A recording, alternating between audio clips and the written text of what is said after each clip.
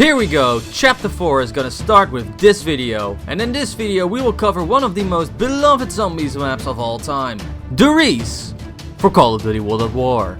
The goals for this map are to complete 4 different Easter eggs around the map and to get around 20. The first Easter egg we can already start by activating this hidden radio over here by pressing F near it. Stand up. Stand up! Good. Look at me. Over here. Good. Now walk forward.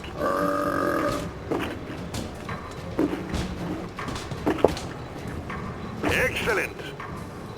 Further. Keep coming. It's all right. Stay there. Calm down. I order you. Kill it. Bring me your death, So this is one of the 7 radios we need to activate to get a better understanding of what happened at this Waffenfabrik and why it's such an important location within the zombie story. This first radio gave us a slight idea of what happened here. The screaming, very annoyed man you just heard was Dr. Maxis, one of the 2 German scientists assigned to assemble a research facility under the name of Group 935. The primary objective was to research the element called 115. In their research, they discovered that people influenced under this element become a zombified version of themselves. In this radio, Maxis attempted to drill a zombie to make it follow its commands, with little to no success. We will discover more about this story as we move on, but for now we will focus on surviving in the most effective way possible. The first round I do what I usually do, just knife the zombies and then use the pistol in the most effective way in the second to get a good chunk of points. Then, by the end of round 2, I managed to get a little bit of luck by receiving a nuke, granting me just enough points to open the western door to the garage and grab myself a Thompson off the wall. Then, with a couple of easy kills with the Thompson, I managed to get myself enough points to open the upper area of the garage to then drop down to the power switch and get it on. This is also a very safe place to camp around till you get 2500 points to get Jug, which I managed to get very quickly thanks to a convenient double points in the 4th round. A nice little trick to get the Jug without having to spend too many points at this stage is if you would go back to the upstairs area where we just dropped down and just follow the bridge instead, you would get to the building across, which the part that is unlocked gets you to Juggernog. But anyway, once I got that, I still had a good chunk of points left, so what I decided to do with it is if you go to the eastern side of the spawn area, you get to open a different building where you can activate the second radio above this wall. We're gonna activate it and listen to it right now. Now, you must be very diligent with her, Samantha. Owning a dog is a great responsibility. Yes, Father. Oh, I love her. You must feed her every day and walk her, and be very careful when you play with her. You know she's going to have puppies. Really? Can I keep the puppies too, Father? We'll see, Samantha. One step at a time. So this radio was pretty wholesome. Here you get to listen to Dr. Maxis giving her daughter Samantha a dog, which in later references will be named Fluffy. Anyway, after that there's another door you can open to the southeastern part of the building, which leads to a room with a teleporter. Before we do something with that though, there's another radio we can activate over here in one of the furnaces. Initiating test number 3. Subject is within the test chamber. Activate power. Oh my God. Do you hold yourself and clean that up? Test number 3. Unsuccessful. Test subject has been reduced to the same state as previous subjects. Clean up the test chamber and recalibrate the system. Let's do it again. Yes, Doctor. So in this fragment, you hear Dr. Maxis and the other scientist assigned to Group 935, which is Dr. Edward Richtofen, experiment with element 115 by attempting to teleport a test subject. Unfortunately, as you could hear, the test failed and the test subject has been reduced to a state that we are best to leave up to our imagination. We're able to find one more radio before moving on to the next round, but before we do that, we can still do something with this teleporter we just saw. By standing on it and pressing F, we have now been given 25 seconds to get back to spawn to interact with a similar looking teleport over there. By doing so, we've linked these teleporters together so we can later use them to teleport from one place to another. But even more important is that the door right in front of us right now has opened up a little bit. One of the most important goals on this map to get a high round is to try and open that door up to its entirety to be able to utilize what's inside. Aside from that, there is one more thing we can do in this building. There are two glowing jars with brains in them. Standing near it and pressing F on them should trigger a certain sound effect, but not much after that. We need to find one more of them to trigger another Easter egg, but we cannot get to that one quite yet.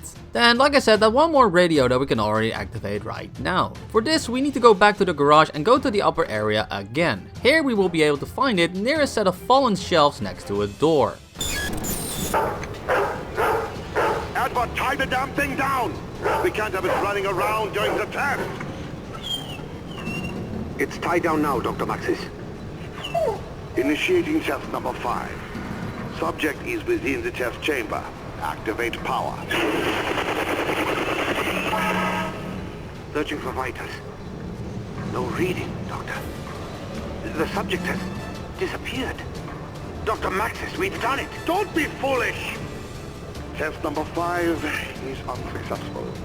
Subject has vanished, yes, but has not reappeared at the mainframe. Recalibrate the damn system! Ah! Here you've been listening to a rather even more annoyed Dr. Maxis, who's gotten so desperate that he's starting to resort to Fluffy as the next test subject for the teleporting experiment. The teleportation seemed to work, but the subject didn't return, thus made Fluffy disappear without a trace. For now. And also for now, that is all we can do when it comes to the Easter eggs. So for now, we really need to kill the zombie to move on to the next rounds to explore more. So I killed the zombie, got a double points and utilized that to its fullest potential by going back to the camping spot that we used before. This really came through. I managed to build up to almost 4,000 points, which is more than enough to open the remainder of the map. And you know what that means? Time to get some Easter eggs going. So I first decided to approach Block B, which is right beside the previous radio we just activated. By opening it, we have gained access to yet another radio. But I'm all out of hope. I'll feel the same, my friend.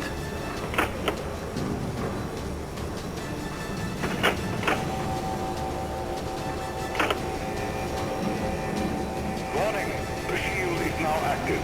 Damn it! I can't find my pills. Materials and report to the barracks. They are coming. I must do what I must do. God forgive us all. To destroy the designated materials and report to the barracks. This is not a drill. Warning, the shield is now active.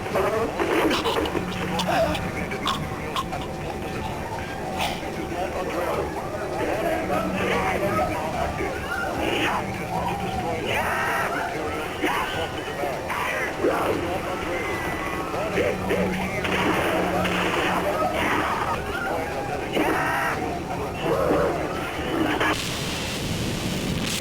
So this is actually a very different radio, and doesn't have much to do with the continuation of what we heard so far, but still is a very important one. This is a man that we will soon be knowing as Dr. Porter. This is the developer of the ray gun. Unfortunately, he has been forced to resort to a certain self-destruct mechanism, which on triggered would contaminate everyone near the location with element 115. Porter seemingly had a countermeasure for himself in the form of pills, but he unfortunately lost them at the moment of trigger. So anyway, aside from that, there was another teleporter there, which we can connect to the mainframe, causing the door to open even more, but not entirely yet. And then there's one more thing we can do in Block B, but I'll get to that later, as for now we can also open Block C, and in this block we can discover the last two radios, one of which we can discover by dropping down this drop over here in the open building with Cricker 5 in it and looking at the opening of this wall. Sophia, this letter is to go to the Reichstag High Command immediately. Gentlemen, it is with the utmost urgency that I draw your attention to the lack of funding being injected into the giant project. While I believe we are close to realizing the ultimate plan, we still have several years of development before it is ready. It would be folly to cut our expenditures so early in our development. As you know, early tests on the DG2 have easily outperformed expectations, and we fully anticipate mass-producing the Wunderwaffe within the next few years. Work on the matter transference has, however, come to a standstill. We simply do not have enough element 115 to continue the experiments. The test subjects have survived teleportation, but are currently unresponsive to commands and cannot be controlled. If we are to overcome this obstacle, we need to increase the frequency and size of the experiment. To this end, I suggest we find not only a regular supply of 115, but that we also find a larger conduit to channel the energy. Our operatives in America have informed us that the U.S. has a large supply of the element at the Nevada base. So time is of the essence if we are to stay ahead of them. This cannot be done if you cut the budget, nor can it be done if you insist on pressuring us into action before we are ready. I am of course available for discussion on the matter, but in the meantime, I will continue with the work here and try to win this damned war. Signed, etc., etc., Dr. Maxis. So Maxis' desperation to accomplish his research becomes even larger, and requests an external party, seemingly the Nazis, to supply them with more samples of element 115 to use for further experimentation. This desperation gets even more out of hand when you listen to this final radio, which you can find on the top of this shelf right near the final teleporter. Initiating test number 6. Subject is within test chamber. Activate power. Damn it, Edward! Did you set up the device correctly? Yes, and per your specifications. If you had done it to my specifications, then it would have worked, wouldn't it? As usual, you're incompetent. What? Do you hear that, Doctor? Quiet, you fool! Test number 6 is a failure, but the experiment has caused some kind of electrical force to energize within the chamber. Well, open the door! Doctor, I don't think... Open the door! Now!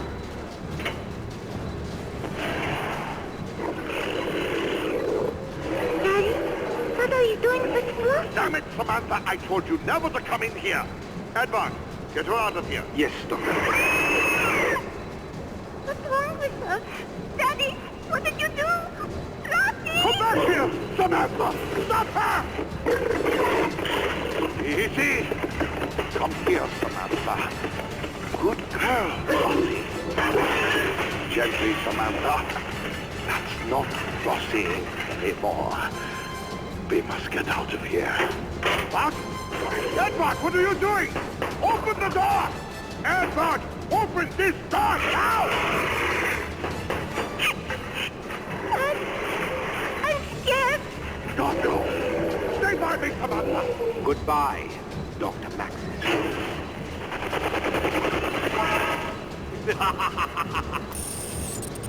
Okay, so this is a big one. Eventually, Max's desperation becomes his demise by the return of Dog Fluffy being brought back by the last experiment with the teleporter. To make matters even worse, at the moment of Fluffy's return as a hellhound, Samantha enters the room. Being terrified by Fluffy's appearance, Samantha runs into the teleporter. Maxis chases after her in agony to protect her daughter, saying to be careful as the dog is not Fluffy anymore. The two would attempt to escape, but as soon as they attempt, Richthofen remotely closes the teleporter's hatch, with Maxis and Samantha trapped inside. Seeing his chance to get rid of both Maxis and Samantha, Dr. Richthofen pleases himself by activating the teleporter. And with that, this marks the first of the 4 Easter eggs done. And as a matter of fact, we can already complete another. Before we do, we can now finally use this third and final teleporter to link it to the mainframe at spawn, to then finally open the door in its entirety.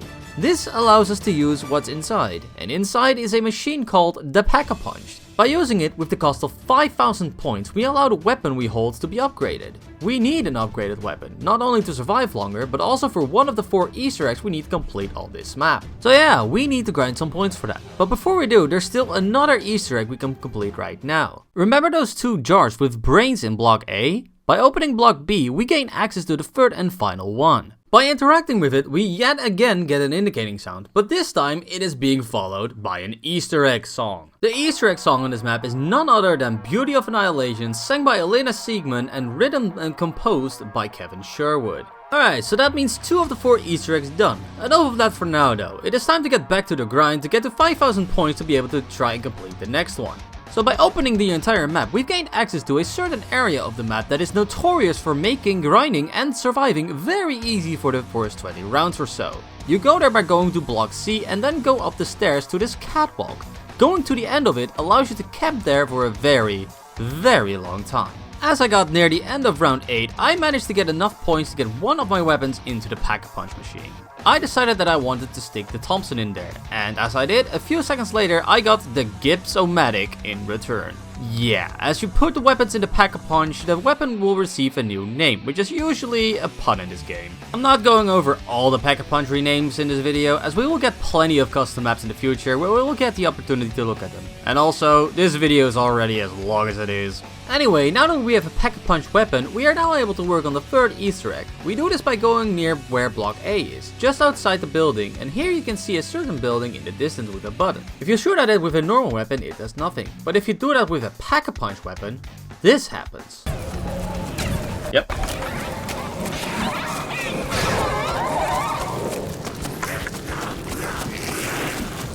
I want to be king.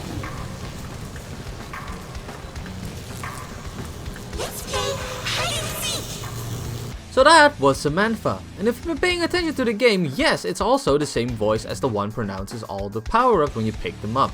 Anyway, basically what this triggered, like Samantha already announced, there are basically 3 different toys now scattered across the map which we need to find and shoot. The first one is in the room with the trench gun near the teleporter of block A in one of the cages. The second one is relatively nearby outside of the block A building. And the easiest way to see it is to stand at the platform at spawn and look at the windows of the building. And then the third and last one can be found in the furnace in the garage. And if you shoot all 3 of them, you have completed the first Easter egg. Now, there's only one Easter egg left, but in order to do that, we're gonna have to be lucky with the mystery box. And as we don't really have enough points for that right now, we need to grind some more rounds again. After one round of grinding points, sadly no monkey bombs, and really the best thing I've been able to get out of the box with my points was this .357 Magnum. The good news is, the weapon is still apparently one shot until round 10, so it really got us carried on the catwalk because of that.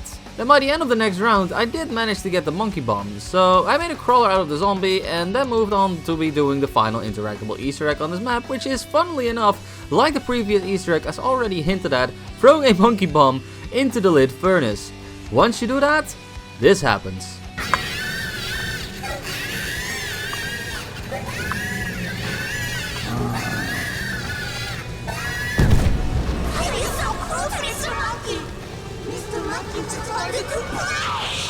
Yeah, Samantha doesn't really like what you did there. You basically let a monkey that wanted to help you suffer in fire, at least in her eyes. But aside from that ranting, she doesn't really do too much, and it's just really a weird way to show awareness of the developer that you would potentially do something like that. Consider it fourth wall breaking at best. But yeah, with that accomplished, we've now done all of the Easter eggs on the Riese. And all that's between us and the map completion right now is getting to round 20. So really, like I've already stated in the video, all you really have to do right now to survive until round 20 is camp on the catwalk, and if you want to feel more confident doing so, just hit the mystery box for better weapons. I eventually did that and managed to get myself one of the best weapons you could possibly get, the PPSH. It becomes the Reaper when you Pack-a-Punch it, and it has the most insane ammo capacity you've ever seen in an SMG. It has 115 bullets in its magazine and 700 in its reserve. After I got to round 22, I got bored of the camp strategy, so on round 23 I decided to train at the power switch area, and sadly, that turned out to be my downfall as I died, unfortunately. But hey, I feel very accomplished with this. Round 23 with all the Easter eggs completed, also exactly 640 kills and 400 headshots. I think it's a healthy moment to end this video like this. So with all of that said, if you guys enjoyed this, do make sure to drop a thumbs up and don't forget to subscribe to the channel so you don't miss out on any of the Juicy Zombies content. And I will see you in the next video.